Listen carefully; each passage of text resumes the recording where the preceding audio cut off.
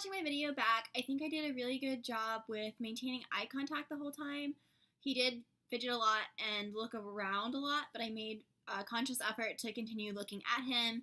And also, when I was speaking, I tried very hard not to fidget or talk with my hands because that is something I do a lot, and I know it can be a bit distracting because I'll just be talking like this.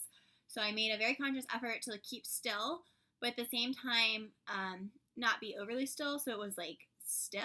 I tried to lean forward a bit so he was aware that I was listening and tuned into what he was saying. Some of the negative things I noticed that I did were say quite a bit.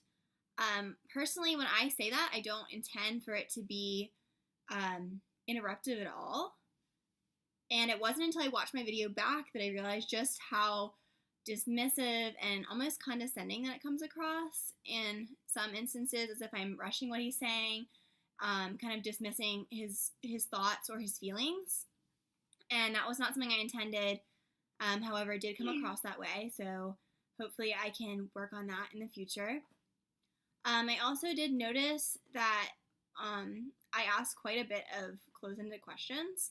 And the funny thing is, I was very aware that I was doing this while I was doing it. So I would make a conscious effort to try and transition that into an open-ended question. So if you'll notice, a lot of the questions that I ask began as close-ended. Maybe I'll ask one close-ended question, and then immediately after I'll ask a more open-ended version of that question.